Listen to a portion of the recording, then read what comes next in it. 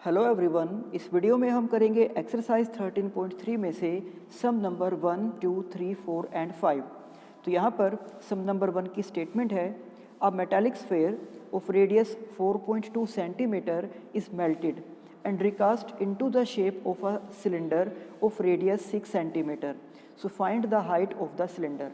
यानी कि हमें यहाँ पर कहा गया है कि एक मेटल से बना हुआ एक स्फेयर है जिसको मेल्ट करके यानी कि उसको पिघलाकर एक सिलेंडर की शेप में कन्वर्ट कर दिया गया।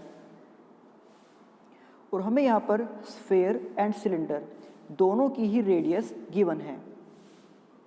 स्फेयर की रेडियस है 4.2 सेंटीमीटर और सिलेंडर की रेडियस है 6 सेंटीमीटर। और हमें यहाँ पर उस सिलेंडर की हाइट को फाइंड आउट करना है। तो देखिए, जब भी किसी एक शेप को दूसरी शेप में कन्वर्ट किया जाता है तो इस केस में उन दोनों ही शेप का वॉल्यूम सेम रहेगा। आप यहाँ पर देख सकते हो कि जितना मेटल उस स्फेयर के अंदर यूज़ हुआ था, सेम उसी मेटल से उस सिलेंडर को भी बनाया गया है।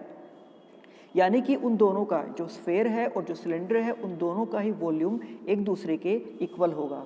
और इसी प्रॉपर्टी का यूज़ करते हुए हम उस सिलेंडर की हाइट को फाइंड आउट करेंगे। तो इसके सॉल्यूशन में हम यहाँ पर लिखेंगे कि radius of sphere is 4.2 centimetre and radius of cylinder is 6 centimetre. यहाँ पर हमने स्फेयर की रेडियस को r1 एंड सिलेंडर की रेडियस को r2 से रिप्रेजेंट किया है। और जो सिलेंडर की हाइट को हमें फाइंड आउट करना है उसको हम लेट करके चल रहे हैं h।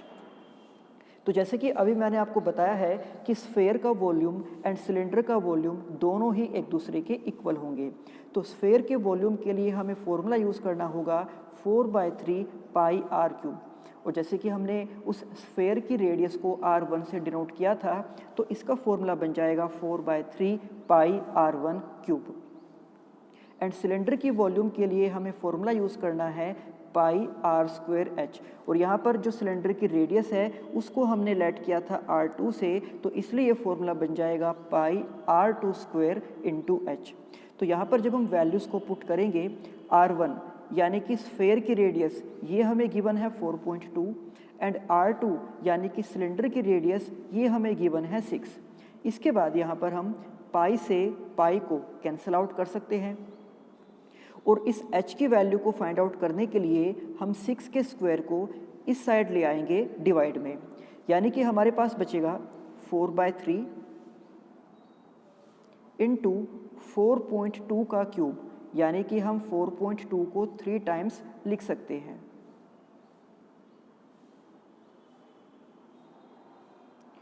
और इसी के साथ जो 6 का स्क्वायर यानी कि 36 है वो इधर डिवाइड में आ जाएगा।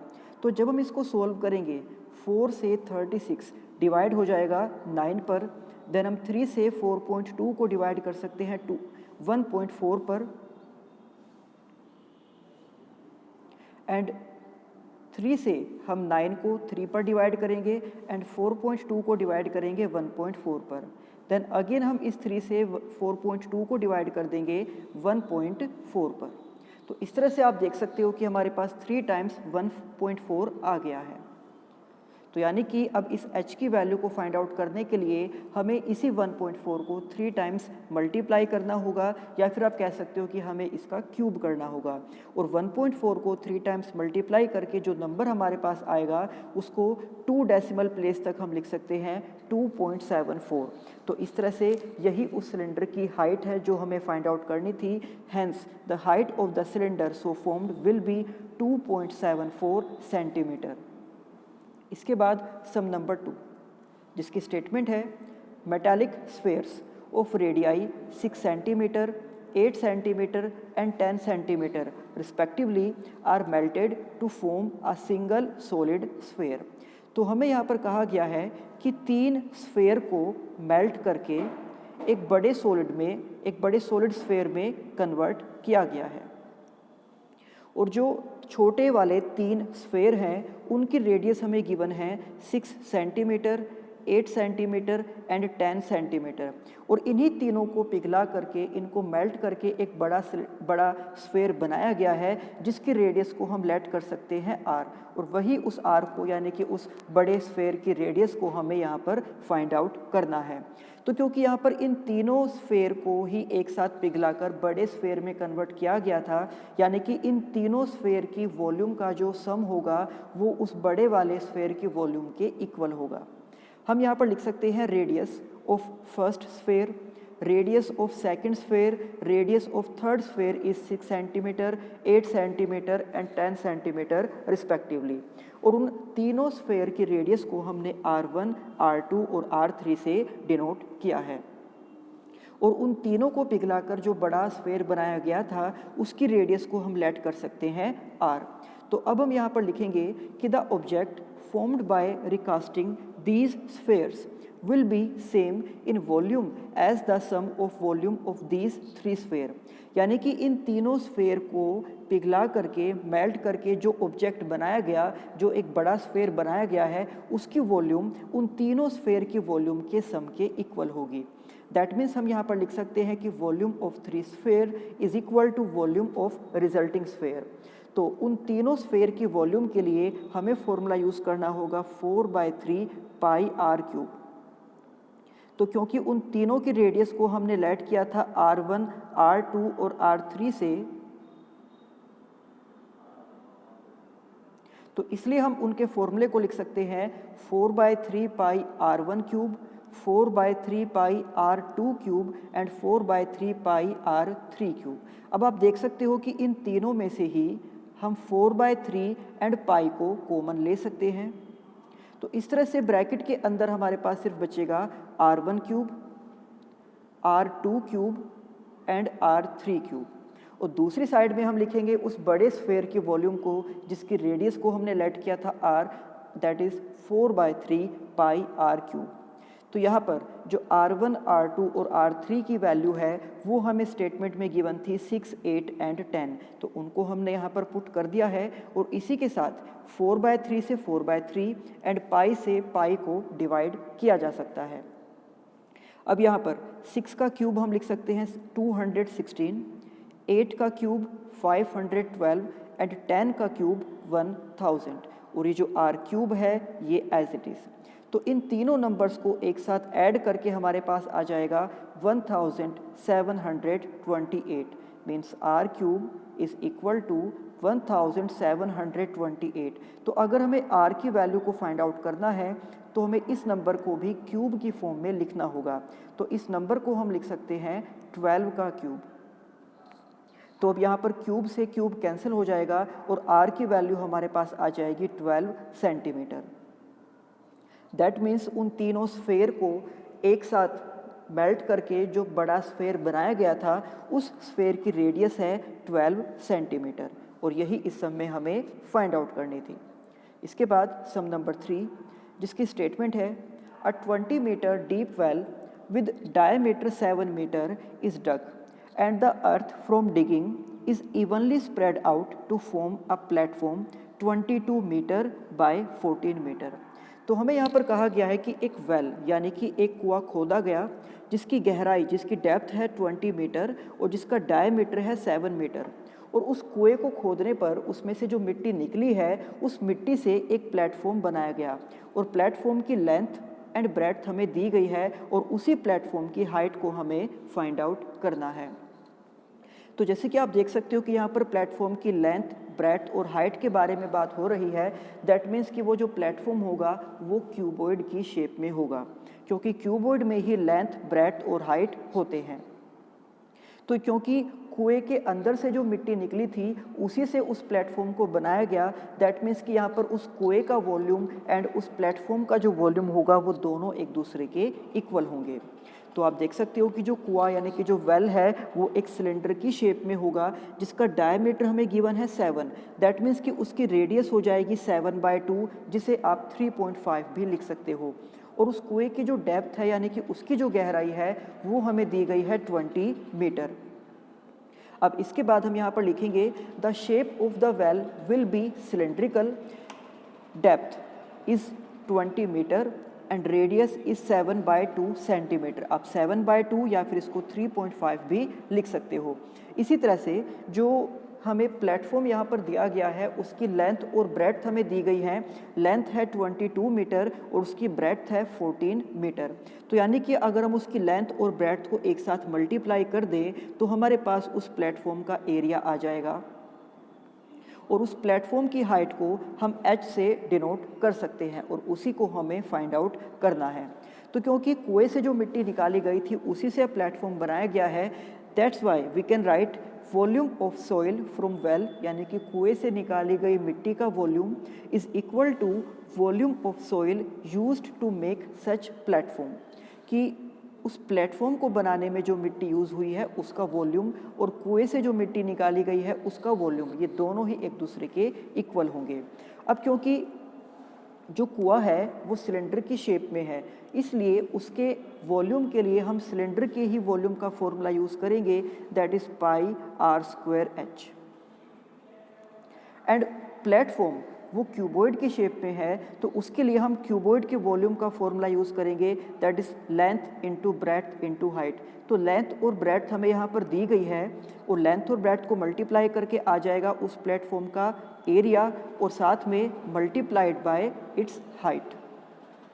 सो पाई, देन आर की जगह हमने पुट कर दिया है 7/2, एच की जगह पर हमने पुट कर दिया है 20, एरिया ऑफ प्लेटफॉर्म यानी कि उसकी लेंथ और ब्रेड्थ, तो लेंथ है 22, ब्रेड्थ है 14 और उसकी हाइट को यानी कि इस h को हमें फाइंड आउट करना है। तो अब इस h की वैल्यू को फाइंड आउट करने के लिए सबसे पहले हम पाई की वैल्यू को लिखेंगे 22/7, उसके बाद 7/2 का स्क्वायर, तो 7 का स्क्वायर 49 एंड 2 का स्क्वायर 4 एंड इसी के साथ साथ मल्टीप्लाई में है 20। तो अब इस h की वैल्यू को फाइंड आउट करने के लिए ये 22 और 14 को हम इसके डिवाइड में ले आएंगे। तो जब इसको सोल्व किया जाएगा आप यहाँ पर 22 से 22 को डिवाइड कर सकते हो, 7 से 49 को डिवाइड कर सकते हो 7 पर और 7 से 14 को डिवाइड कर सकते हो 2 पर। फिर इसके बाद 2 से 10 को डिवाइड कर सकते हैं, 2 से 20 को डिवाइड कर सकते हैं 10 पर, देन 4 और 10 इन दोनों को डिवाइड किया जा सकता है 2 से। तो इसके साथ न्यूमरेटर में हमारे पास आ गया है 5 और डिनोमिनेटर में 2। तो जब हम 5 को अब 2 से डिवाइड करेंगे तो हमारे पास वैल्यू आ जाएगी 2.5 और यही उस प्लेटफॉर्म की हाइट होगी। Therefore the height of such platform will be 2.5 metre. इसके बाद सम नंबर 4 जिसकी स्टेटमेंट है, A well of diameter 3 meter is dug 14 meter deep। तो हमें यहाँ पर कहा गया है कि एक कुआं खोदा गया है जिसका डायमीटर है 3 मीटर और जिसकी गहराई है 14 मीटर।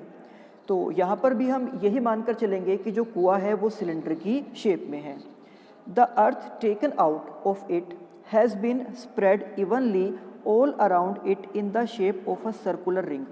तो उस कुएं से जो मिट्टी निकाली गई है उस मिट्टी को कुएं के चारों तरफ एक सर्कुलर रिंग की शेप में इक्वली फैला दिया गया है, स्प्रेड कर दिया गया है और उसकी जो विड्थ है वो है 4 metre to form an embankment. Embankment यानी कि उस कुएं के चारों तरफ एक दीवार बना दी गई है, एक तरह का बांध बना दिया गया है। So find the height of the embankment, और हमें उसी दीवार की यानी कि उसी बांध की हाइट को फाइंड आउट करना है। आप यहाँ पर डायग्राम में देख सकते हो कि ये एक कुआं है जिसकी गहराई है 14 मीटर और जिसका डायमीटर है 3 मीटर और इस कुएं से जो मिट्टी निकाली गई है उस मिट्टी को इसी कुएं के चारों तरफ इक्वली स्प्रेड कर दिया गया है एक सर्कुलर रिंग की शेप में। यानी कि अगर आप इस कुएं को ऊपर से देखते हो तो आपको इस तरह की शेप दिखाई देगी कि बीच वाला जो पार्ट है वो कुआं है और जो उसके चारों तरफ है वो एक दीवार बना दी गई है। तो अब हमें यहाँ पर उसी दीवार की हाइट को फाइंड आउट करना है, यानी कि उसी एम्बैंकमेंट की हाइट को यहाँ पर हमें फाइंड आउट करना है। तो इसके सॉल्यूशन में हम लिख सकते हैं the shape of the well will be cylindrical, कि उस कुएं की जो शेप होगी वो सिलेंड्रिकल होगी। उसकी डेप्थ है 14 मीटर और उसकी रेडियस है 3/2 मीटर। क्योंकि हमें गिवन था कि उसका डायमीटर 3 है, दैट मीन्स कि उसकी रेडियस हो जाएगी 3/2। और यहाँ पर हमने कुएं की रेडियस को R1 से और कुएं की गहराई को H1 से रिप्रेजेंट किया है। और उस कुएं के चारों तरफ जो एम्बैंकमेंट बनाया गया है, यानी कि जो दीवार बनाई गई है, उसकी विड्थ है, उसकी चौड़ाई है 4 metre. From the figure it can be observed that our embankment will be in a cylindrical shape having outer radius R2 as 4 + 3/2। तो आप देख सकते हो कि जो उसके चारों तरफ एम्बैंकमेंट बनाया गया है वो भी एक सिलेंडर की ही शेप में है, जिसकी आउटर रेडियस यानी कि बाहर की जो रेडियस होगी वो फाइंड आउट करने के लिए हमें 4 मीटर को और उसकी इनर रेडियस को एक साथ ऐड करना होगा। तो 4 मीटर उस बांध की, उस एम्बैंकमेंट की चौड़ाई है और उसकी इनर रेडियस है 3/2। कुएं की जो इनर रेडियस है वो 3/2 है। तो जब हम इनको एक साथ ऐड करेंगे 2 4 जा 8 + 3 दैट मीन्स कि 11/2। और यहाँ पर उसकी आउटर रेडियस को हमने रिप्रेजेंट किया है R2 से, जो कि है 11/2 मीटर। और उसकी जो इनर रेडियस है वो 3/2 मीटर ही होगी, क्योंकि कुएं की रेडियस भी 3/2 मीटर ही है। Now let the height of embankment be H2। तो कुएं की हाइट यानी कि कुएं की डेप्थ को हमने H1 से डिनोट किया है और उस एम्बैंकमेंट की हाइट को हम यहाँ पर डिनोट कर सकते हैं H2 से।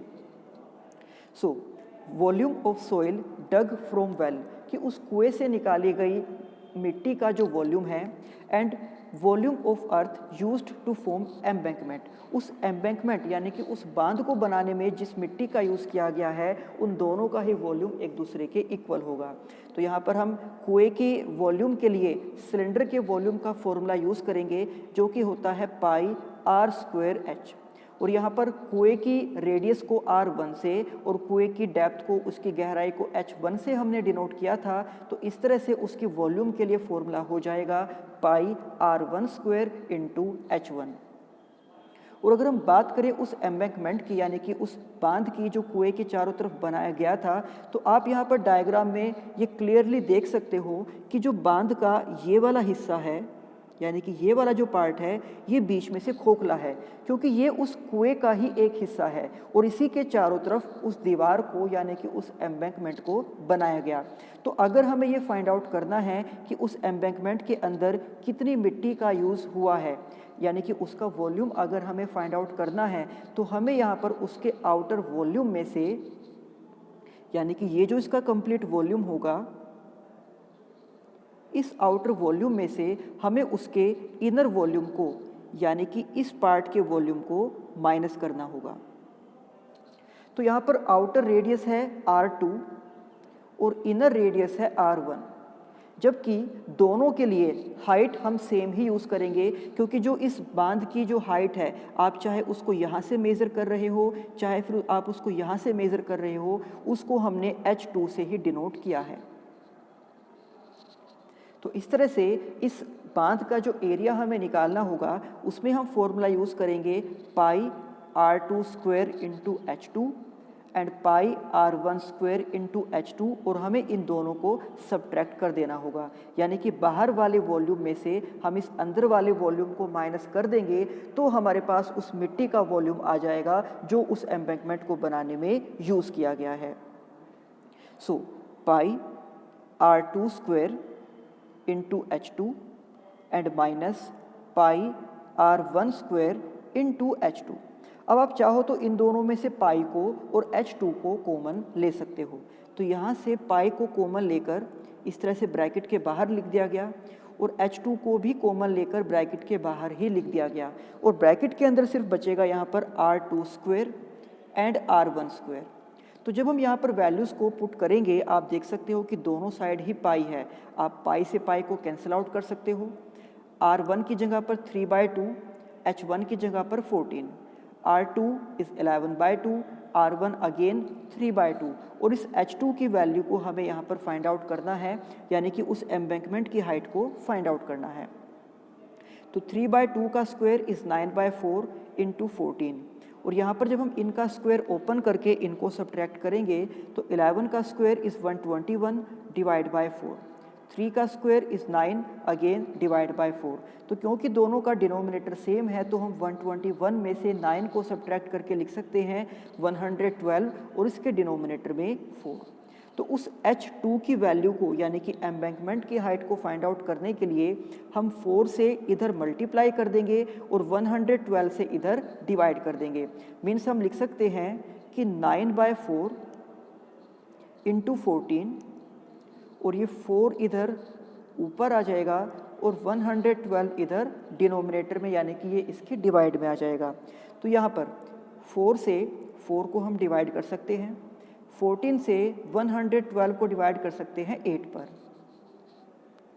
उसके बाद 9/8 न्यूमरेटर में है 9 और डिनोमिनेटर में 8, तो जब 9/8 को हम डेसिमल फॉर्म में लिखेंगे तो ये आ जाएगा 1.125 मीटर। तो इस तरह से हम ये कह सकते हैं कि उस एम्बैंकमेंट की जो हाइट है यानी कि उस बांध की जो हाइट है जिसको h2 से हमने रिप्रेजेंट किया था उसकी वैल्यू है 1.125 मीटर और यही इस सम में हमें फाइंड आउट करना था। इसके बाद सम नंबर 5 जिसकी स्टेटमेंट है a container shaped like a right circular cylinder having diameter 12 centimetre and height 15 centimetre is full of ice cream. तो हमें यहाँ पर कहा गया है कि एक कंटेनर है जो कि सिलेंडर की शेप का है, उसका डायमीटर है 12 और उसकी हाइट है 15 और वो जो सिलेंडर है वो आइसक्रीम से पूरा भरा हुआ है। Now, the ice cream is to be filled into cones of height 12 centimeter and diameter 6 centimeter। और उस सिलेंडर के अंदर जो आइसक्रीम थी अब उस आइसक्रीम को कोन्स के अंदर भरा जाना है और कोन्स की हाइट है 12 और उनका डायमीटर है 6, इस तरह से। और कोन के अंदर जब उस आइसक्रीम को भरा जाएगा तो उसी आइसक्रीम से कोन के ऊपर एक हेमिस्फेयर भी बनाया जाएगा इस शेप में। तो हमें यहाँ पर यही बताना है कि find the number of such cones which can be filled with ice cream. तो उस सिलेंडर के अंदर जो आइसक्रीम भरी हुई है उससे हम कितने कोन्स के अंदर आइसक्रीम को फिल कर सकते हैं। तो यहाँ पर हम लिखेंगे height of cylinder is 15, radius of cylinder is 6। तो जैसे कि हमें स्टेटमेंट में गिवन था कि उसकी जो हाइट है वो 15 है और उसका जो डायमीटर है 12 यानी कि रेडियस हो जाएगी 6। इसके बाद जो कोन यानी कि जिनके अंदर उस आइसक्रीम को भरा जाना है उनका डायमीटर गिवन था 6, मीन्स उनकी रेडियस हो जाएगी 3 और उसकी जो हाइट है वो हमें गिवन है 12 सेंटीमीटर। और यहाँ पर हमने जो सिलेंडर की हाइट और रेडियस है उसको h1 और r1 से डिनोट किया एंड कोन की जो रेडियस और हाइट है उसको r2 और h2 से डिनोट किया। नाउ अब हम यहाँ पर लेट करके चलेंगे कि उस सिलेंडर के अंदर जो आइसक्रीम भरी हुई थी उससे n कोन्स को फिल कर सकते हैं। Let n ice cream cones be filled with ice cream of the container, means कि उन n आइसक्रीम कोन्स का जो कंबाइंड वॉल्यूम होगा वो उस सिलेंडर की वॉल्यूम के इक्वल होगा। तो हम यहाँ पर लिख सकते हैं कि volume of ice cream in cylinder is equal to n into volume of one ice cream cone plus volume of hemispherical shape on the top. क्योंकि जब कोन के अंदर आइसक्रीम को भरा गया है तो उसका नीचे का पार्ट कोन की शेप में होगा और उसी आइसक्रीम से कोन के ऊपर एक हेमिस्फेयर भी बनाया जाएगा इस तरह से। तो यानी कि उन सभी n कोन्स का जो कंबाइंड वॉल्यूम है वो फाइंड करने के लिए हमें कोन एंड हेमिस्फेयर के वॉल्यूम को एक साथ ऐड करना होगा। और क्योंकि हम ये मानकर चल रहे हैं कि वहाँ पर n आइसक्रीम कोन्स उसमें से भरे जा सकते हैं तो इसलिए एक आइसक्रीम कोन प्लस हेमिस्फेयर के वॉल्यूम को हम n से मल्टीप्लाई भी कर देंगे और इसी n की वैल्यू को हमें फाइंड आउट करना है। सो सिलेंडर की वॉल्यूम के लिए हम फॉर्मूला यूज़ करेंगे पाई आर स्क्वायर एच और उसकी रेडियस को और हाइट को डिनोट किया गया था r1 और h1 से, मीन्स इसका फॉर्मूला हो जाएगा पाई r1 स्क्वायर इंटू h1।